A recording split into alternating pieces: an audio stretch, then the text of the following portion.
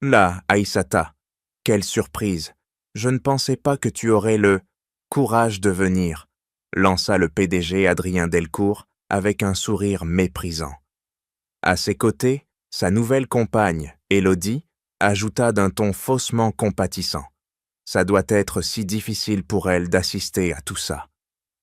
Pour eux, l'apparition splendide de l'ex-épouse noire, au milieu de ce gala élitiste, était le point culminant de l'humiliation qu'Adrien avait orchestrée.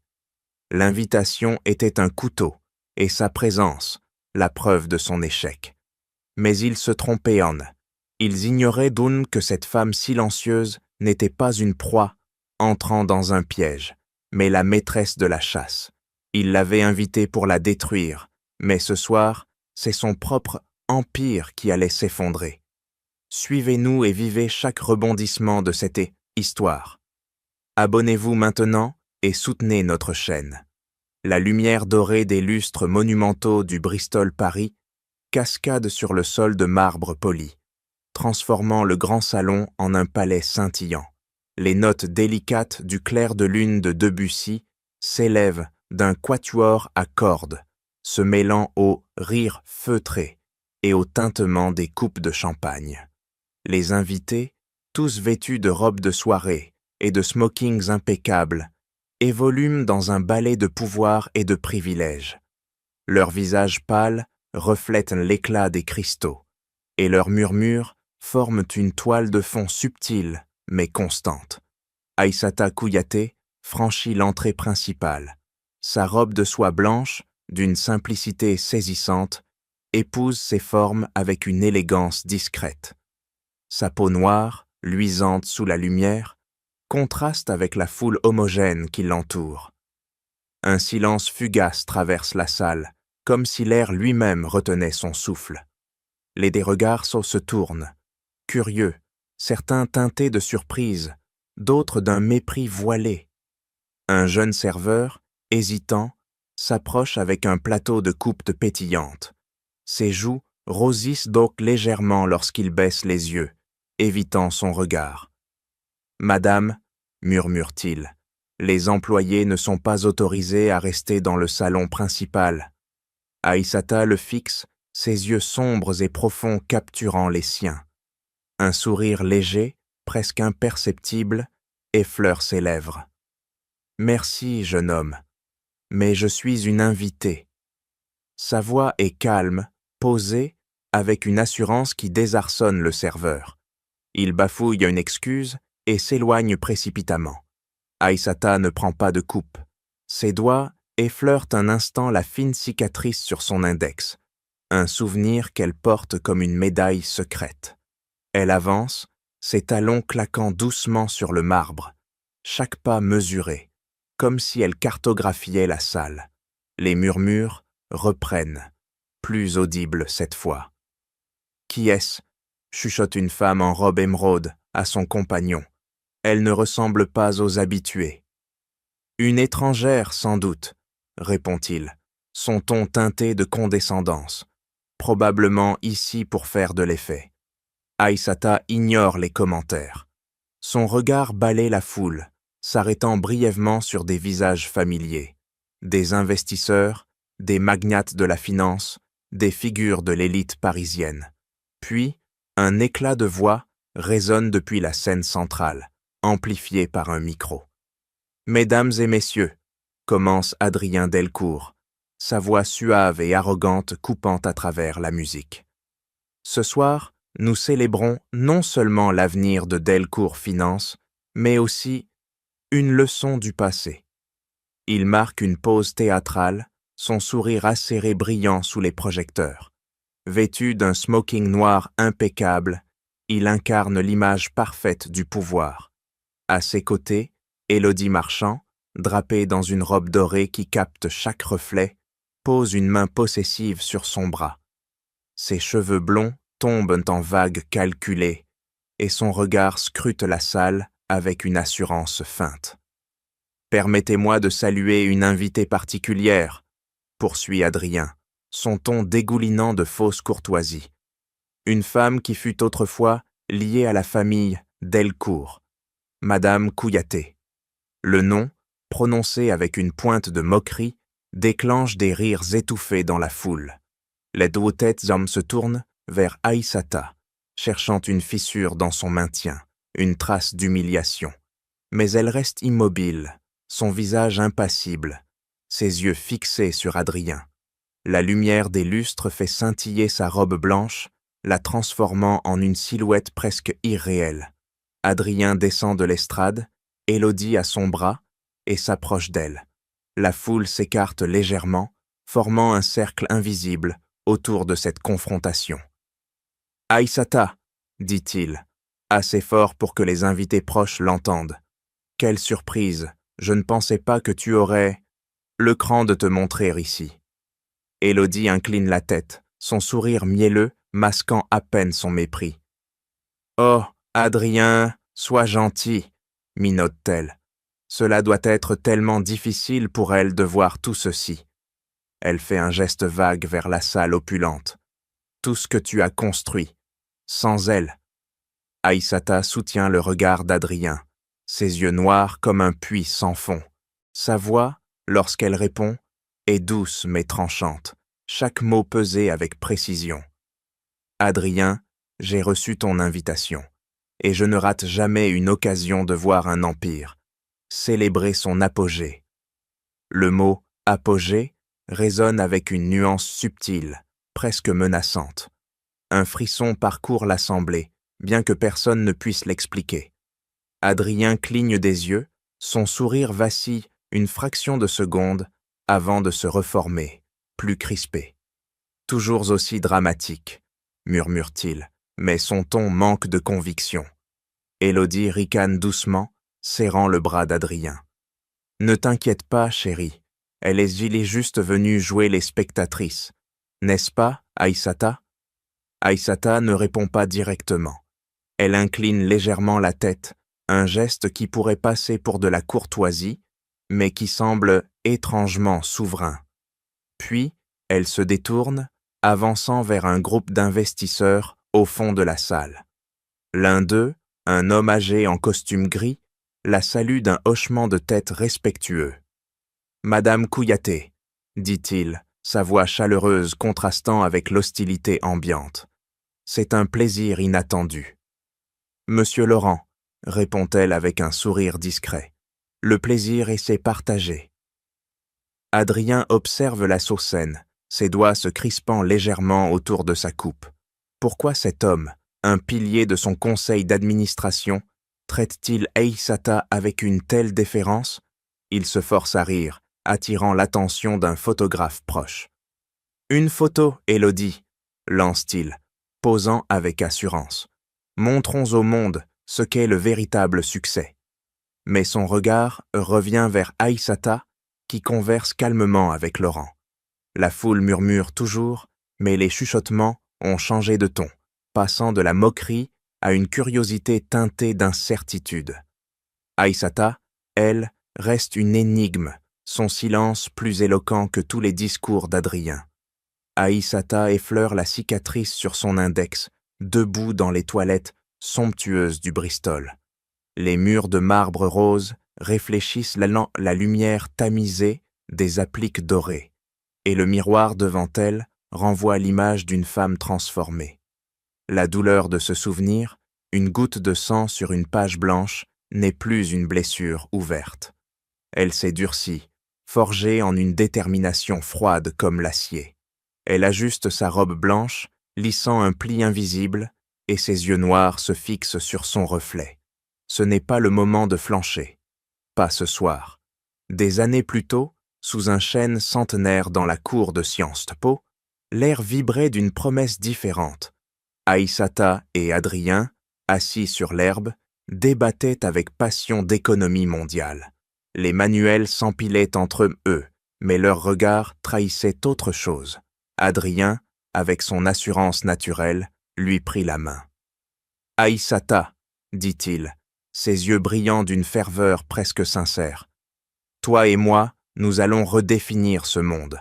Ensemble, nous briserons tous les préjugés. » Elle sourit, son cœur battant à l'idée d'un avenir où leur amour défierait les conventions. Sa peau noire contrastait avec la pâleur de sa main, à lui, mais à cet instant, cela semblait être une force, pas une barrière.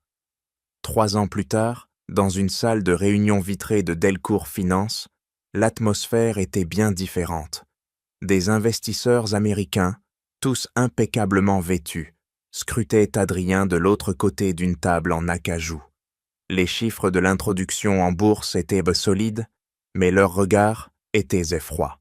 « Adrien, » commença l'un d'eux, un homme aux cheveux gris et au ton mesuré. « Votre vision est impressionnante, mais le marché valorise une certaine image, classique, stable. Votre femme est brillante, sans doute, mais elle ne correspond pas à ce que Wall Street attend d'une figure publique à vos côtés. » Adrien ne répondit pas immédiatement.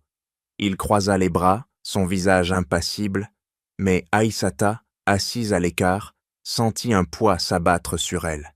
Elle avait préparé les projections financières, corrigé les erreurs, peaufiné chaque détail.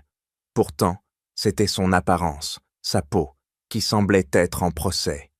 Plus tard, dans le couloir, elle l'interrogea. « Tu n'as rien dit, Adrien. Pourquoi ?» Il évita son regard, ajustant sa cravate. « Ce n'est qu'un jeu d'images, Aïssata. Nous sommes toujours nous, ne complique pas les choses. » Sa voix était distante, comme s'il parlait à une employée, pas à sa femme. L'année suivante, dans leur penthouse avec vue sur la tour Eiffel, la vérité éclata. Adrien rentra tard, son costume froissé, une odeur de whisky flottant autour de lui. Aïssata l'attendait, assise à la table, en verre, les mains croisées. Il posa un dossier devant elle sans préambule. « Signe ça, » dit-il, sa voix dénuée de chaleur. « C'est mieux pour nous deux. » Elle ouvrit le dossier, des papiers de divorce. Ses doigts tremblèrent, légèrement. « Adrien, » murmura-t-elle, sa gorge serrée. « C'est à cause d'eux, de leurs attentes, de ma peau ?» Il soupira, comme si sa question était une gêne. « Ce n'est pas personnel, Aïssata. C'est le business. Mon image, c'est ma marque. Tu es trop différente pour ce monde. J'ai besoin de quelqu'un qui comprend les règles du jeu. »« Les règles ?» répéta-t-elle, sa voix brisée mais gagnant en force. « J'ai construit cette entreprise avec toi. Chaque plan, chaque calcul. Et maintenant, je suis un obstacle ? » « Tu as été utile, » répondit-il, ses mots tranchants comme une lame. « Mais ce rôle est terminé.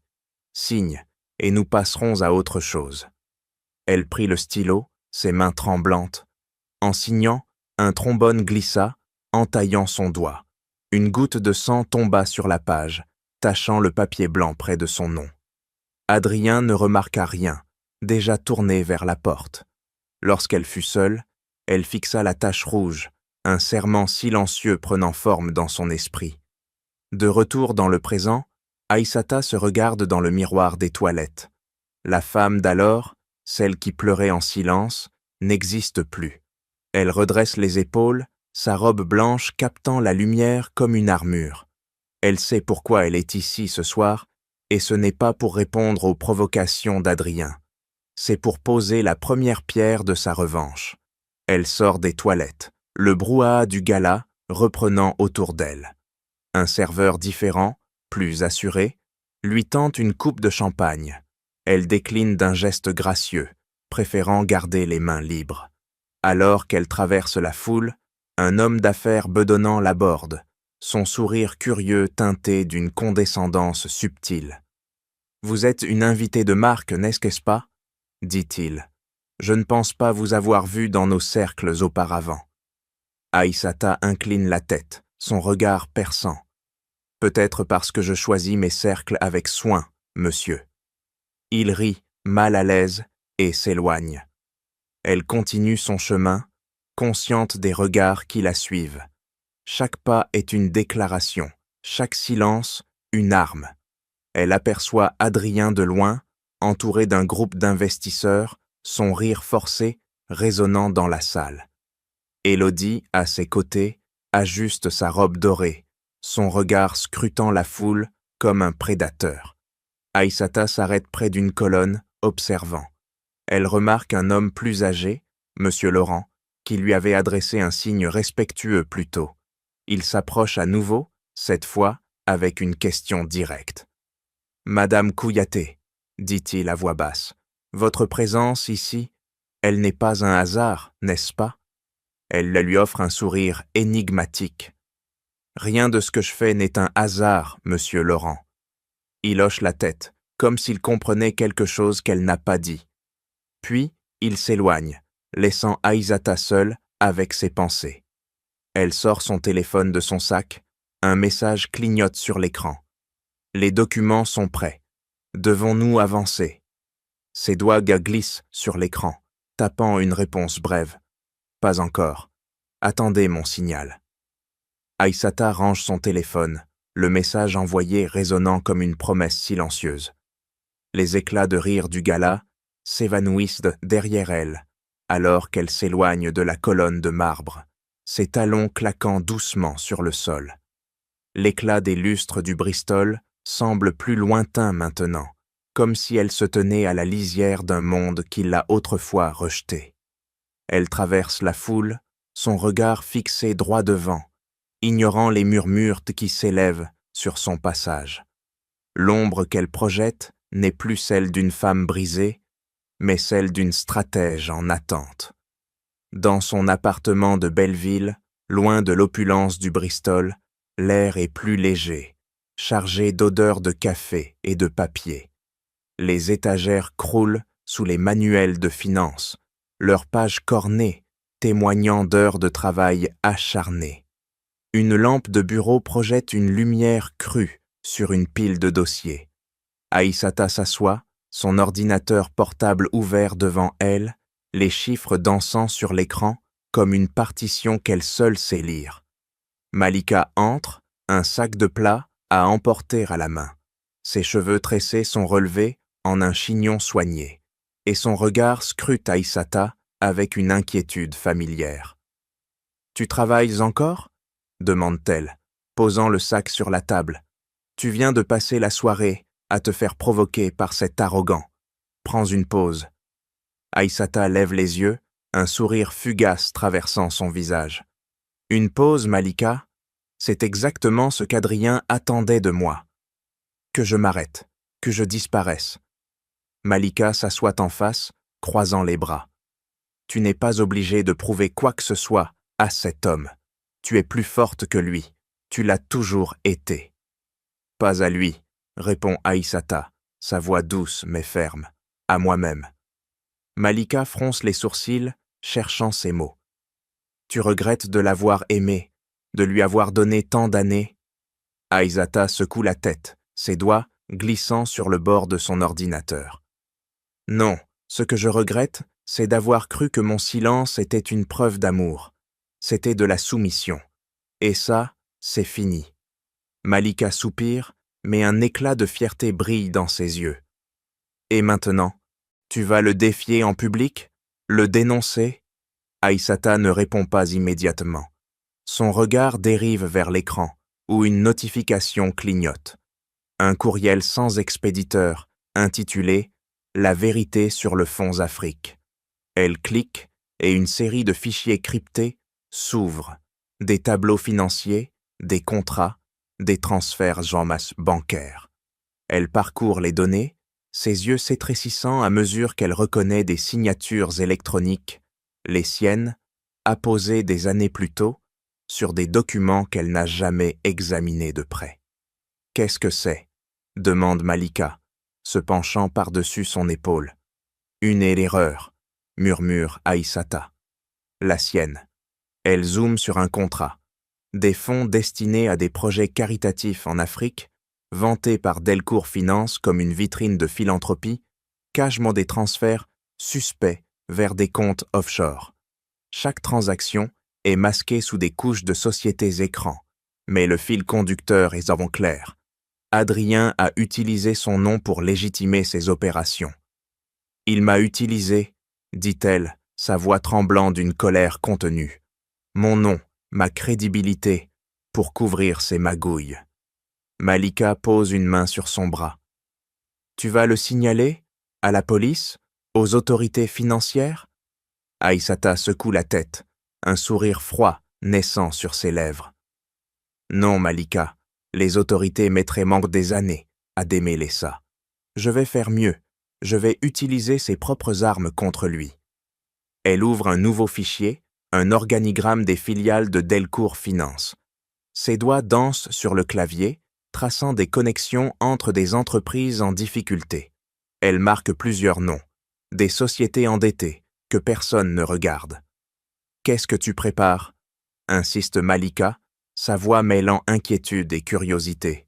« Une renaissance », répond Aïssata. « Il pense que je suis invisible, mais l'invisible peut devenir inévitable. » Elle ferme l'ordinateur, son regard fixé sur un point lointain. Elle imagine Adrien, dans son bureau luxueux, riant avec Élodie, convaincu de son invincibilité. Mais chaque clic qu'elle fait, chaque fichier qu'elle analyse, est un pas de plus vers son objectif. Elle se lève, attrapant son téléphone.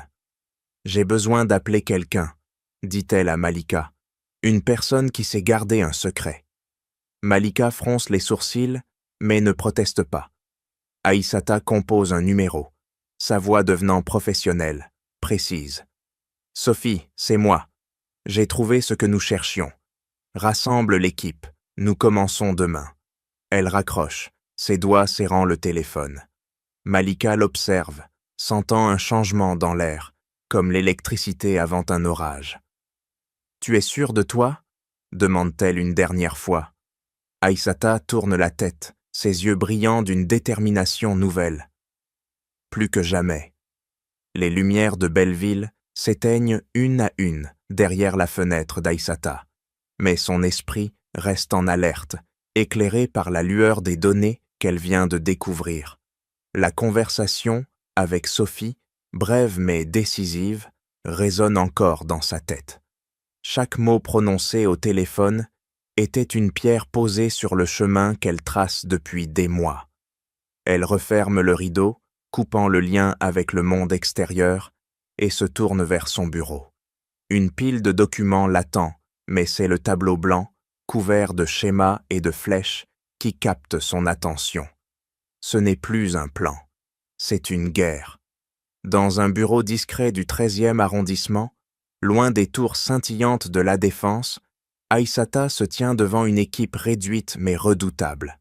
3 femmes, une analyste de données libanaise, une avocate vietnamienne, une comptable marocaine, sont assises autour d'une table encombrée de dossiers et d'ordinateurs portables. La pièce, sans prétention, vibre d'une énergie contenue. Aïssata pointe un marqueur sur le tableau, traçant une ligne entre 2 cercles étiquetés, filiale C et d'être structuré. « Nous ne frappons pas de front », explique-t-elle, sa voix claire et précise. Delcourt Finance repose sur un réseau de filiales fragiles.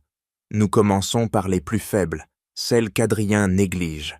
Nous les rachetons, nous les restructurons, et nous utilisons leurs bénéfices pour acheter des parts de la maison mère. L'analyste, Nour, lève une main, son stylo tapotant nerveusement. « Et s'il remarque ?» demande-t-elle. Delcourt a des équipes entières pour surveiller ce genre de mouvement. Aïssata esquisse un sourire, à la fois rassurant et implacable. Adrien est trop occupé à se mirer dans son propre reflet pour regarder ce qui se passe en dessous. Ses filiales sont des miettes pour lui, mais pour nous, ce sont des leviers. L'avocate, Lynn, feuillette un dossier, ses lunettes glissant sur son nez. « Les contrats sont solides, » dit-elle, « mais il faudra agir vite. Si un seul actionnaire parle, le plan pourrait s'effondrer. » « C'est pourquoi nous restons invisibles, » répond Aïssata. « Seren Capital est enregistré sous un prête-nom en Suisse. Rien ne mène à moi. Pas encore. » La comptable, Fatima, tape sur son clavier, les chiffres défilant à l'écran. La première cible, une société de logistique à Lyon, est au bord de la faillite. Si nous injectons des fonds maintenant, nous pouvons la redresser en 3 mois. Ensuite, ces flux financiers nous donneront assez pour viser la suivante. Aïssata hoche la tête, son regard fixé sur le tableau. Parfait. Commencez les démarches. Chaque acquisition est une étape. Chaque étape nous rapproche du contrôle.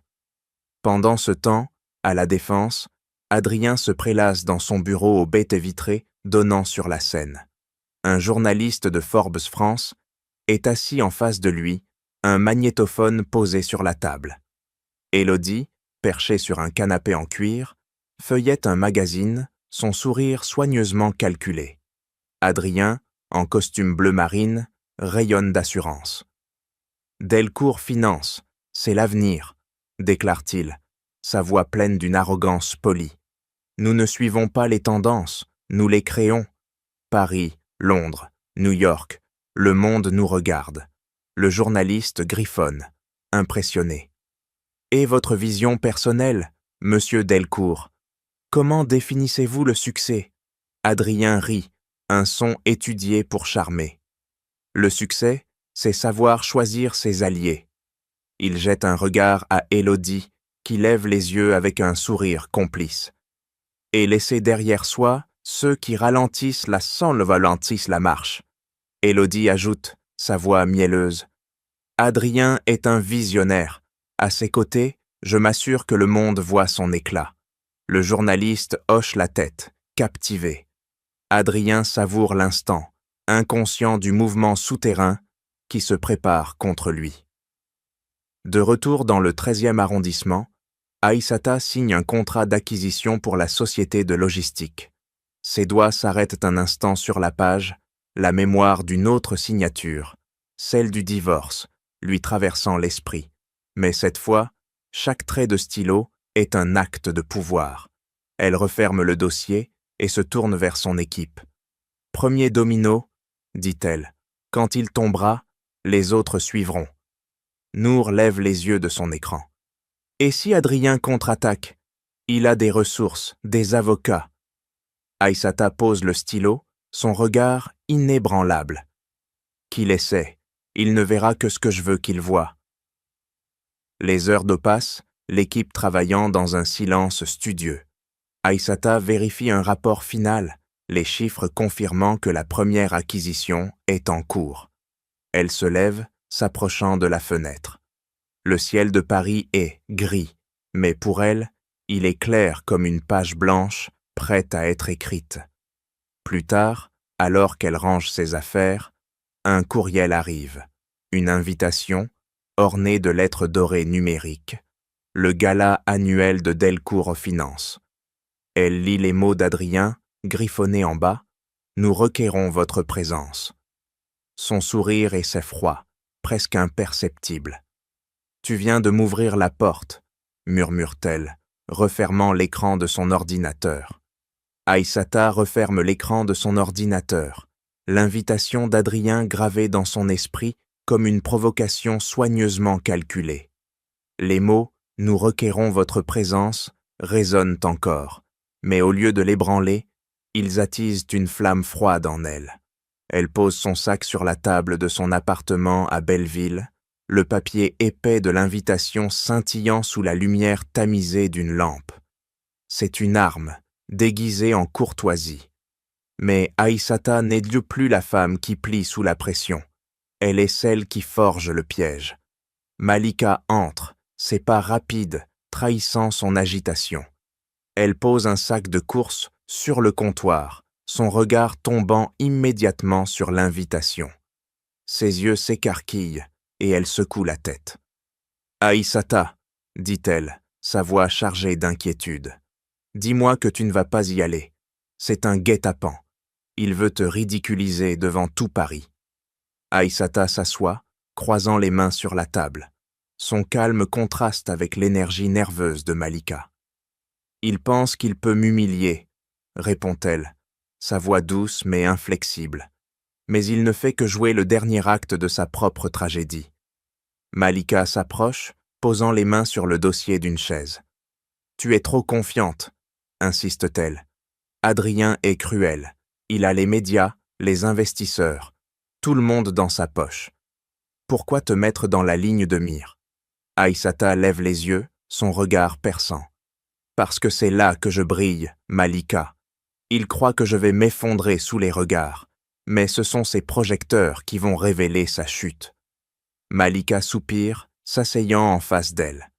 Et s'il te pousse trop loin, s'il te fait craquer devant tout le monde, Aïssata esquisse un sourire presque imperceptible. Il a déjà essayé, il y a 2 ans. Il a échoué. Cette fois, je ne suis pas là pour répondre à ses provocations. Je suis là pour poser la dernière pièce du puzzle. Malika secoue la tête, mais une lueur d'admiration traverse son regard. « Tu as changé, » murmure-t-elle. « Avant, tu aurais hésité. Maintenant, tu parles comme quelqu'un qui tient déjà les rênes. »« Parce que je les tiens, » répond Aïssata, sa voix ferme comme une promesse. Elle se lève, se dirigeant vers son armoire. Les portes s'ouvrent sur une rangée de vêtements soigneusement suspendus. Malika la suit, proposant une robe rouge éclatante, ornée de sequins. « Celle-ci, » dit-elle. « Si tu dois y aller, fais-le avec panache, qu'il te remarque. » Aïssata passe la main sur les tissus, s'arrêtant sur la robe de soie blanche qu'elle portait au gala. Elle la décroche, la tenant contre elle. « Pas celle-là, » dit-elle. « Celle-ci parle pour moi, simple, imparable. » Malika fronce les sourcils, perplexe. « Tu es sûr? C'est discret, trop discret pour eux. »« Exactement, » répond Aïssata. « Ils s'attendent à ce que je me batte pour leur attention. Mais je n'ai pas besoin de briller pour être vue. » Elle pose la robe sur le lit, puis ouvre une petite boîte en bois. À l'intérieur, un bracelet guinéen, tressé de fils d'or et de perles noires, repose sur un lit de velours. Elle le glisse à son poignet, ses doigts gonds caressant les motifs familiers. Ce bracelet, un héritage de sa mère, est plus qu'un bijou. C'est un rappel de qui elle est, d'où elle vient et de ce qu'elle ne laissera plus jamais être effacé. « Ce bracelet, » murmure Malika, observant le geste, « il te donne du courage, n'est-ce pas ?» Aïssata ajuste le bijou, son regard fixé sur son reflet dans un miroir étroit. « Il me rappelle que je n'ai jamais eu besoin de leur approbation, ni de la sienne. » Malika s'approche, posant une main sur son épaule. « Promets-moi une chose, » dit-elle, sa voix adoucie. « Quoi qu'il arrive là-bas, ne le laisse pas te voler ta paix. » Aïssata se tourne, ses yeux rencontrant ceux de son ami. « Ma paix, Malika, est la seule chose qu'il ne touchera jamais. » Elle retourne à la table, où son téléphone vibre. Un message s'affiche. « Acquisition de la première filiale confirmée. Prête pour la prochaine étape. » Aïssata tape une réponse rapide. « Continuez, tout est en place. » Elle range l'appareil, son esprit déjà tourné vers le gala. Chaque mouvement qu'elle fait, chaque mot qu'elle choisit, est une étape vers l'inévitable. Elle plie l'invitation, la glissant dans son sac. Les mots d'Adrien « Nous requérons votre présence » ne sont plus une menace, ils sont une opportunité. Elle imagine la salle du Bristol, les regards arrogants, les sourires condescendants. Mais elle imagine aussi autre chose, le moment où leurs rires s'éteindront, où leurs certitudes s'effondreront. Elle ajuste le bracelet à son poignet, le contact des perles contre sa peau, comme un pacte avec elle-même. « Tu es prête ?» demande Malika, sa voix hésitante mais résignée. Aïssata se tourne vers la porte, son sac à la main. Elle ne répond pas immédiatement. Elle laisse le silence parler pour elle, un silence qui n'est plus celui de la soumission, mais celui d'une femme qui sait exactement ce qu'elle va faire. « Allons-y, » dit-elle enfin, son ton aussi ferme que le claquement de ses talons sur le parquet. Aïssata franchit la porte de son appartement, le claquement de ses talons résonnant dans le couloir étroit de Belleville. Le bracelet guinéen à son poignet scintille faiblement sous la lumière pâle, un rappel de sa résolution. L'invitation d'Adrien, soigneusement rangée dans son sac, n'est plus un simple morceau de papier. C'est le signal qu'elle attendait, l'ouverture du dernier acte. Elle descend les escaliers, chaque pas renforçant sa détermination. Paris brille au loin, mais ce soir, ce n'est pas la ville qu'elle affronte, C'est un homme qui a cru pouvoir l'effacer. De retour dans le grand salon du Bristol, l'atmosphère est électrique, saturée de rires et de conversations feutrées. Les lustres jettent des éclats dorés sur les invités, leurs silhouettes évoluant dans une danse d'influence et de pouvoir. Aïssata se tient près d'une table, une flûte d'eau pétillante à la main, son regard balayant la foule. Elle note chaque détail, les sourires calculés, les poignées de main furtives, les regards qui s'attardent sur elle un peu trop longtemps. Adrien monte sur l'estrade, une coupe de champagne à la main, son smoking noir captant la lumière comme une armure. Sa voix, amplifiée par le micro, tranche l'air avec une assurance étudiée. « Mesdames et messieurs, » commence-t-il, son sourire éclatant. « Ce soir, nous célébrons l'ambition, le courage de trancher dans le vif, de laisser derrière soi ce qui ne peut suivre notre rythme. » Son regard se pose sur Aïssata, un éclat moqueur dans les yeux. « Certains s'accrochent au passé, » poursuit-il, « mais le véritable succès exige de faire des choix, de s'entourer de ceux qui partagent notre vision. » La foule rit doucement, un son complice mais teinté de malaise. Aïssata ne bouge pas. Elle lève sa flûte d'eau, un geste presque imperceptible, comme une réponse silencieuse. Adrien plisse les yeux, déstabilisé par son calme. Un homme s'approche d'elle, son costume gris, impeccable, contrastant avec l'énergie nerveuse de la salle. C'est Monsieur Dubois, un investisseur influent, son visage marqué par des années de décisions difficiles. « Madame Kouyaté, » dit-il, sa voix basse mais chaleureuse. « Vos analyses d'il y a quelques années, elles restent une référence. Nous n'oublions pas. » Aïssata incline la tête, son sourire discret mais assuré. « Merci, Monsieur Dubois. J'espère que nous aurons bientôt l'occasion de collaborer à nouveau. » Il hoche la tête, une lueur de respect dans les yeux, puis s'éloigne. Aïssata sent un regard perçant sur elle. Élodie s'approche, sa robe dorée, scintillant comme un défi. Elle s'arrête à quelques pas, son sourire doux cachant une pointe de venin.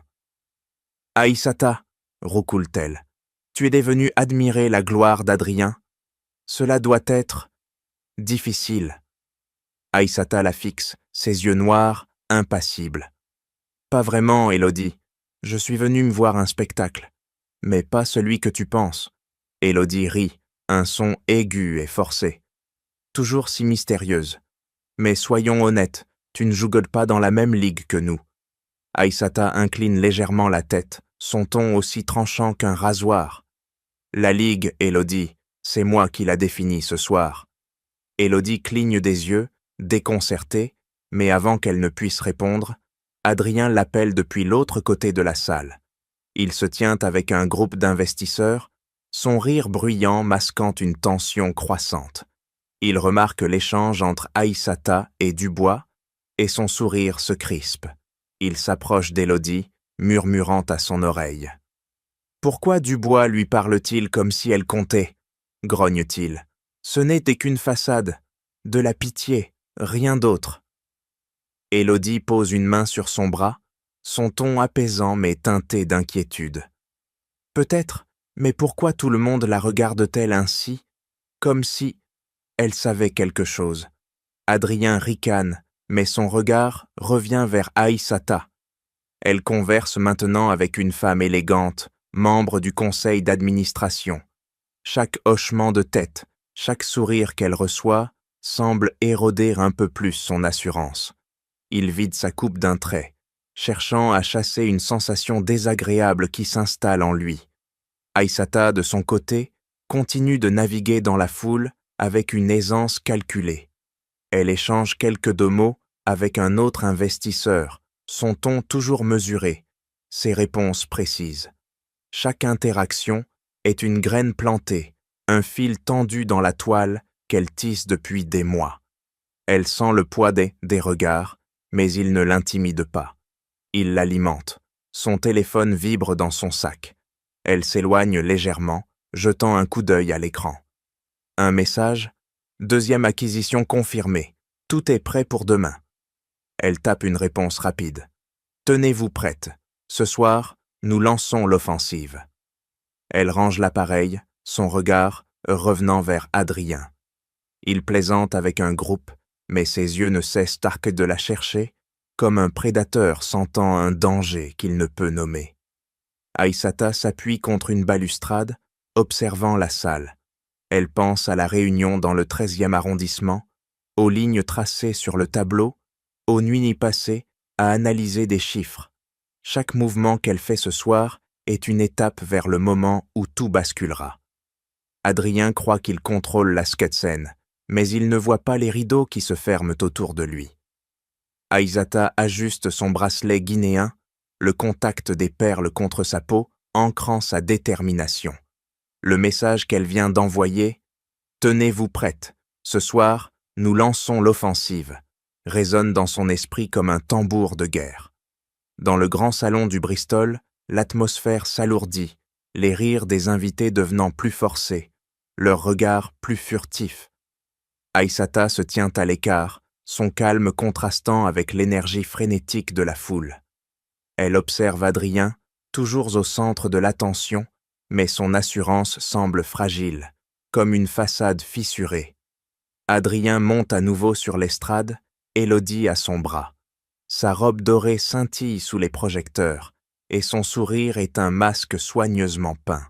Il lève une coupe de champagne, sa voix résonnant avec une arrogance étudiée. « Mesdames et messieurs, déclare-t-il, ce soir marque un tournant pour Delcourt Finance.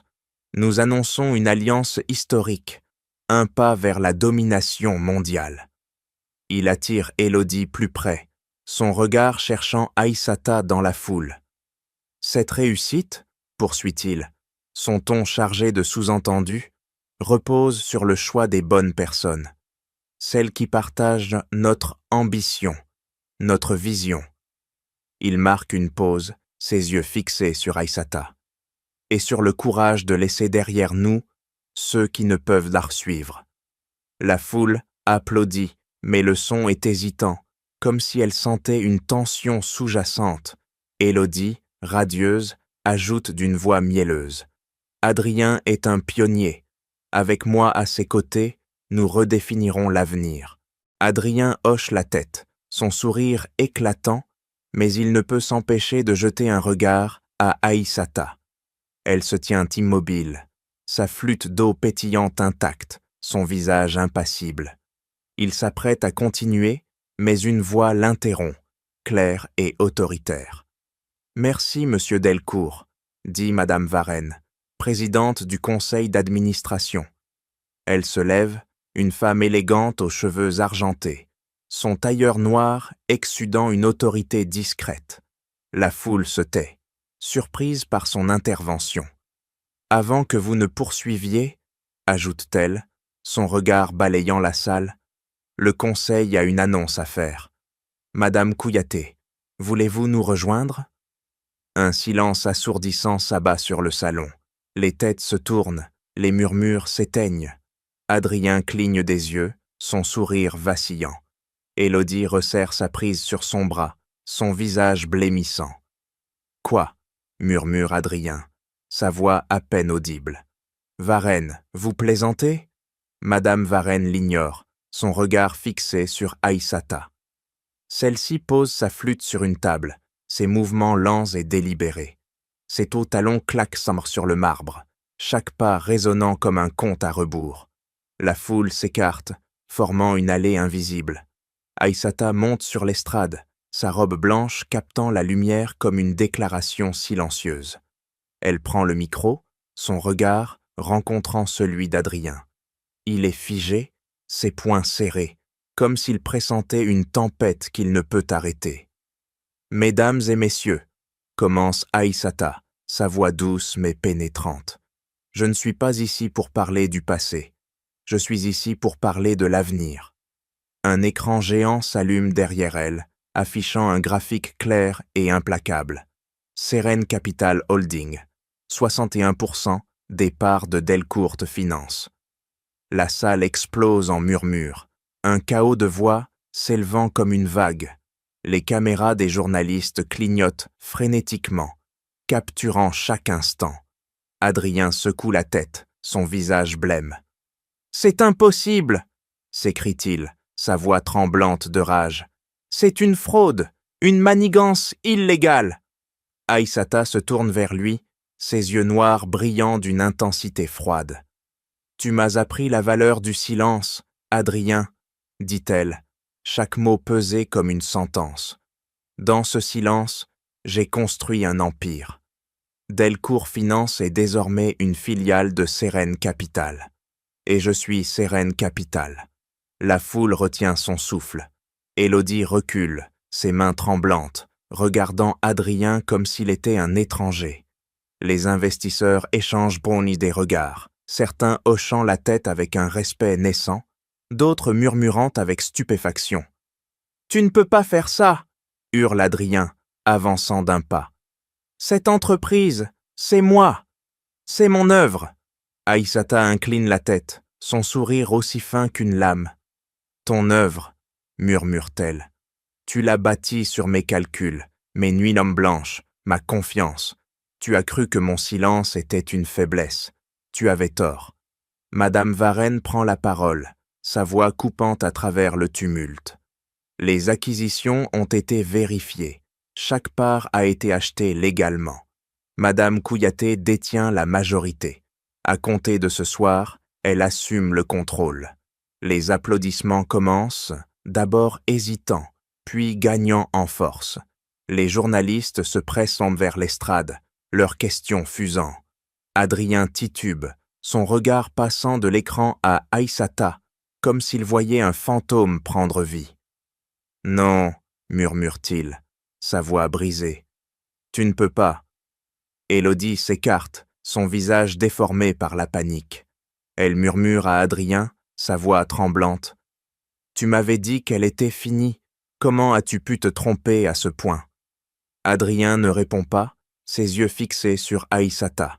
Elle reste immobile, le micro toujours en main, son calme contrastant avec le chaos autour d'elle. Les applaudissements continuent à ouen, plus forts, plus sincères, comme si la salle reconnaissait enfin la force qu'elle incarne. Aïssata traverse la foule, le tumulte des applaudissements et des murmures s'estompant derrière elle. L'annonce de sa prise de contrôle de Delcourt Finance résonne encore dans le grand salon du Bristol, mais elle ne s'attarde pas sur l'estrade. Chaque pas qu'elle fait, chaque claquement de ses talons sur le marbre, est une affirmation de sa victoire. Son bracelet guinéen scintille sous les lustres, un symbole discret mais puissant de son identité reconquise. Elle sent les regards des invités, autrefois moqueurs, désormais empreints d'un mélange de respect et de stupeur. Mais elle n'a pas besoin de leurs éloges. Elle n'est pas venue pour leur approbation. Adrien, toujours sur l'estrade, titube comme un homme frappé par une tempête invisible. Son visage, autrefois rayonnant d'arrogance, est blême, ses mains tremblantes. Deux agents de sécurité s'approchent, leurs costumes d'édine noirs impeccables contrastant avec le chaos qu'il incarne. « Monsieur Delcourt, » dit l'un d'eux, sa voix ferme mais polie, « veuillez nous suivre. » Adrien secoue la tête, ses yeux écarquillés de désespoir. « Non !» s'écrie-t-il, sa voix brisée. « Vous ne comprenez pas. Cette entreprise, c'est moi. Vous ne pouvez pas. » Il se tourne vers Élodie, cherchant un soutien. Mais elle recule, sa robe dorée, scintillant comme une armure qui ne peut plus le protéger. Son visage est crispé, un mélange de colère et de panique. « Tu m'avais dit qu'elle était finie, » siffle-t-elle, sa voix basse mais venimeuse. « Tu m'as menti, Adrien. Regarde-toi maintenant. » Elle arrache sa main de la sienne, ses talons claquant alors qu'elle s'éloigne, se fondant dans la foule comme si elle pouvait effacer sa présence. Adrien tend un bras vers elle, sa voix rauque. « Élodie, attends, ne me laisse pas !» Mais elle ne se retourne pas. Les flashs des caméras éclatent autour de lui, capturant chaque instant de sa chute. Les journalistes se pressent, leurs micros tendus comme des lances. « Monsieur Delcourt, un commentaire sur la prise de contrôle !» crie l'un d'eux. Adrien ne répond pas. Les agents de sécurité le guident fermement vers une sortie latérale, ses pas traînants, son regard perdu. La foule s'écarte, certains détournant les yeux, d'autres murmurant avec une satisfaction discrète. Aïssata, immobile près d'une balustrade, observe la scène sans un mot. Son visage reste impassible, mais ses doigts serrent légèrement son bracelet. Ce n'est pas de la joie qu'elle ressent. Ce n'est pas du triomphe. C'est une paix profonde, celle d'une justice qu'elle a forgée de ses propres mains. Un journaliste s'approche, son carnet à la main, son ton prudent mais curieux. « Madame Kouyaté, dit-il, un sourire hésitant sur les lèvres. Vous devez être satisfaite. Une revanche pareille. Ça fait quoi ?» Aïssata le regarde, ses yeux noirs calmes mais pénétrants. « Ce n'est pas une revanche, » répond-elle, sa voix douce mais ferme. « C'est une correction. J'ai simplement remis la vérité à sa place. » Le journaliste hoche la tête, griffonnant rapidement, mais elle ne lui donne rien de plus. Elle se détourne, se dirigeant vers les portes vitrées menant au balcon. L'air frais de la nuit parisienne l'enveloppe, un contraste apaisant avec la chaleur étouffante du salon. Les lumières de la ville scintillent en contrebas, la tour Eiffel dressant sa silhouette contre le ciel sombre. Une petite silhouette s'approche timidement. Une fillette, fille d'un employé de l'hôtel, se tient à quelques pas, ses tresses ornées de perles colorées. Elle lève les yeux vers Aïssata, sa voix à peine audible. « Madame, » murmure-t-elle, « c'est vrai que vous dirigez tout maintenant ?» Aïssata s'accroupit légèrement, son sourire adoucissant son visage pour la première fois ce soir. « Pas tout, » dit-elle doucement, « mais assez pour faire une différence. Et toi, tu peux faire la même chose un jour. » La fillette écarquille les yeux, un mélange d'émerveillement et de doute. « Moi ? Mais je ne suis personne. » Aïssata pose une main légère sur son épaule, son bracelet guinéen effleurant la manche de la fillette. « Personne n'est personne, » murmure-t-elle. « Tu es tout ce que tu choisis d'être. » La fillette sourit, puis s'éloigne, ses pas légers résonnant dans le silence du balcon. Aïssata se redresse, tournant son regard vers la ville. Paris, qui l'a autrefois jugé et rejeté, s'étend maintenant à ses pieds.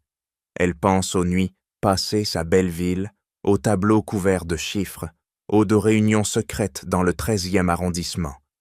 Chaque étape, chaque sacrifice l'a menée à cet instant. Madame Varenne s'approche, sa démarche assurée, mais respectueuse. « Madame Kouyaté, » dit-elle, sa voix teintée d'admiration. « Le conseil est prêt à travailler avec vous. Votre stratégie, elle était magistrale. » Aïssata hoche la tête, son regard toujours fixé sur l'horizon. « Ce n'était pas une stratégie, Madame Varenne, c'était une nécessité. » Varenne incline la tête, comprenant qu'il n'y a rien à ajouter. Elle s'éloigne, laissant Aïssata seule avec la nuit. Les bruits du gala s'estompent derrière les portes vitrées, remplacés par le murmure lointain de la ville. Aïssata pose une main sur la balustrade, ses doigts frôlant le métal froid. Elle pense à la femme qu'elle était il y a 2 ans, signant des papiers dans un penthouse vide, une goutte de sang marquant sa douleur. Cette femme n'existe plus. À sa place se tient une autre, sculptée par la patience, aiguisée par le silence. Elle lève les yeux vers la tour Eiffel, ses lumières scintillant comme une promesse. Adrien est parti. Son empire lui appartient désormais. Mais ce n'est pas la fin. C'est un commencement. Elle ajuste son bracelet une dernière fois, un geste presque rituel. Puis, elle se détourne du balcon, prête à retourner dans la salle, non pas comme une invitée, mais comme la femme qui en détient les clés. Nous espérons que l'histoire d'Aïssata Kouyaté vous a touché autant qu'elle nous inspire. Sa force, son silence transformé en pouvoir, nous rappellent que chacun peut réécrire son propre récit, peu importe les obstacles. Partagez vos pensées sur ce voyage dans les commentaires. Qu'est-ce que cette histoire évoque pour vous? Merci d'avoir été avec nous Votre présence donne vie à ces récits. À très bientôt pour une nouvelle histoire de courage et de vérité.